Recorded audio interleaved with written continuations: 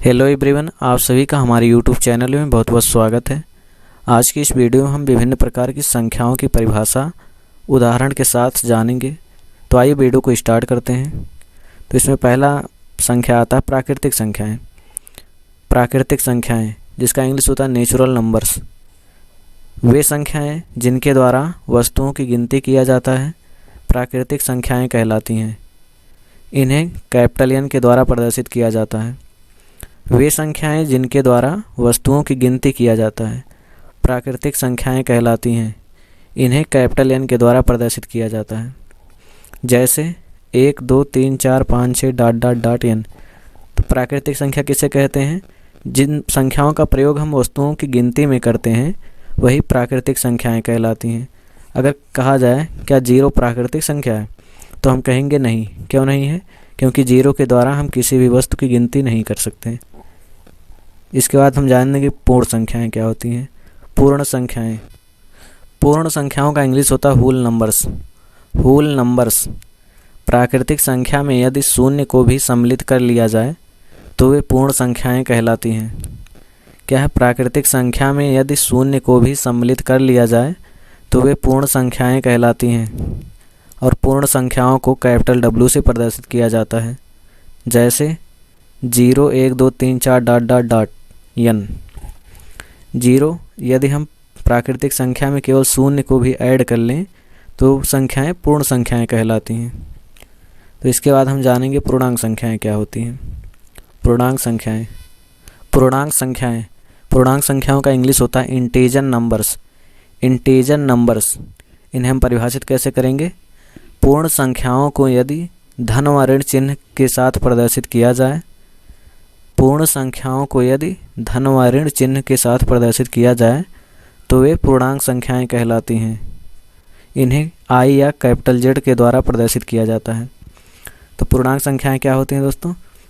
पूर्ण संख्याओं को यदि हम धन व ऋण चिन्ह के साथ प्रदर्शित करें तो वही पूर्णांक संख्याएं कहलाती हैं। तो यहाँ पर हमने क्या लिख दिया है उदाहरण में? 0 1 2 3 4 5 6 डॉट डॉट डॉट एन। ये धन में है और इसी तरह से हमने इसी को ऋण में भी लिख दिया है। तो यही संख्याएं क्या कहलाएंगी? पूर्णांक संख्याएं। पूर्णांक संख्याएं और पूर्णांक संख्याएं दो प्रकार की होती हैं।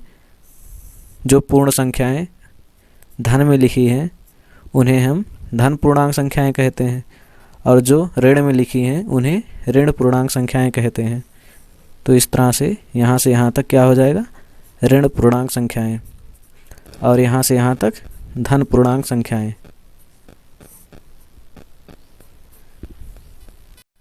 और इसी तरह से अगला है परिमेय संख्याएं। परिमेय संख्याओं का इंग्लिश होता है रेशनल नंबर्स। इन्हें हम परिभाषित कैसे करते हैं? वे संख्याएं जिन्हें P/Q के रूप में लिखा जा सके जहां P व Q पूर्णांक संख्या हो तथा Q नॉट इक्वल टू 0 हो, परिमेय संख्याएं कहलाती हैं। इन्हें कैपिटल Q के द्वारा प्रदर्शित किया जाता है। एक बार फिर से, वे संख्याएं जिन्हें P/Q के रूप में लिखा जा सके जहां P व Q पूर्णांक संख्या हो तथा Q नॉट इक्वल टू 0 हो, परिमेय संख्याएं कहलाती हैं। इन्हें कैपिटल Q के द्वारा प्रदर्शित किया जाता है। तो इसका मतलब ये है कि यदि कोई संख्या P/Q के रूप में लिखी गई हो और P व Q पूर्णांक संख्या हो, P व Q पूर्णांक संख्या हो तथा Q नॉट इक्वल टू 0 हो, तब वो संख्या परिमेय संख्या कहलाती है। जैसे यहाँ पर एग्जाम्पल है 0 1/2 3/4 5/6।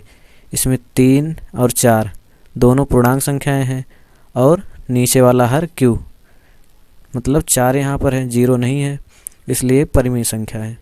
और इसी तरह से एक प्रश्न है, क्या 0 एक परिमेय संख्या है? तो हम कहेंगे यस, 0 एक परिमेय संख्या होता है। 0 को हम लिख सकते हैं 0/1, और 0 और 1 क्या होते हैं? पूर्णांक संख्या होते हैं, और Q मतलब 1 ये 0 के बराबर नहीं है, इसलिए 0 एक परिमेय संख्या है। इसके बाद हम जानेंगे अपरिमेय संख्या किसे कहते हैं। अपरिमेय संख्याएं, अपरिमेय संख्याओं का इंग्लिश होता है इरेशनल नंबर्स। इरेशनल नंबर्स, इन्हें परिभाषित कैसे करेंगे? वे संख्याएं जिन्हें P/Q के रूप में लिखा जा सके जहां P व Q या P या दोनों पूर्णांक संख्या ना हो तथा q नॉट इक्वल टू 0 हो अपरिमेय संख्या कहलाता है। एक बार फिर से, वे संख्याएं जिन्हें p/q के रूप में लिखा जा सके जहां p या q या दोनों पूर्णांक संख्या ना हो तथा q नॉट इक्वल टू 0 हो अपरिमेय संख्या कहलाता है।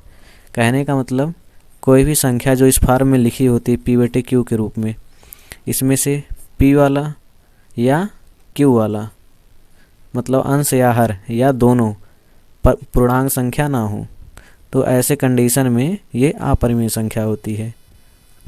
जैसे यहाँ पर उदाहरण दिया गया है, जैसे √3 एक अपरिमेय संख्या है। क्यों? क्योंकि √3 एक पूर्णांक संख्या नहीं है।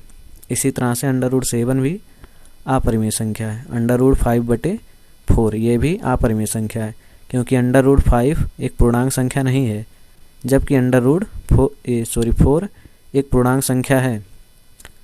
तो यहाँ पर p वाला पद पूर्णांक संख्या ना होने के कारण यह अपरिमेय संख्या है। और इसी तरह से एक प्रश्न यहाँ पर बनता है, क्या पाई एक अपरिमेय संख्या है? क्या पाई एक अपरिमेय संख्या है? तो हम कहेंगे यस, पाई एक अपरिमेय संख्या है। क्यों? क्योंकि पाई का मान लगभग 22/7 होता है, लेकिन पूर्ण रूप से 22/7 नहीं होता है, इसलिए पाई एक अपरिमेय संख्या है। इसके बाद हम जानेंगे वास्तविक संख्याएं क्या होती हैं। वास्तविक संख्याएं, जिसका इंग्लिश होता है रियल नंबर्स, वे संख्याएं यदि, या हम यहाँ पर कह सकते हैं इसका परिभाषा, यदि परिमेय व अपरिमेय संख्याओं को आपस में सम्मिलित कर लिया जाए तो वे वास्तविक संख्याएं कहलाती हैं। परिभाषा क्या है? यदि परिमेय व अपरिमेय संख्याओं को आपस में सम्मिलित कर लिया जाए तो वे वास्तविक संख्याएं कहलाती हैं। कहने का मतलब परिमेय और अपरिमेय संख्याओं का सम्मिलित रूप ही वास्तविक संख्या कहलाता है। जैसे 1/2 एक परिमेय संख्या है, √3/2 अपरिमेय संख्या है। इसी तरह से यहाँ पर हमने परिमेय और अपरिमेय संख्याओं को एक में सम्मिलित कर लिया है, तो ये क्या कहलाएंगी? वास्तविक संख्याएं। वास्तविक संख्याएं और वास्तविक संख्या को हम कैपिटल R के द्वारा प्रदर्शित करते हैं। रियल नंबर, वास्तविक संख्या। तो आज के लिए बस इतना ही।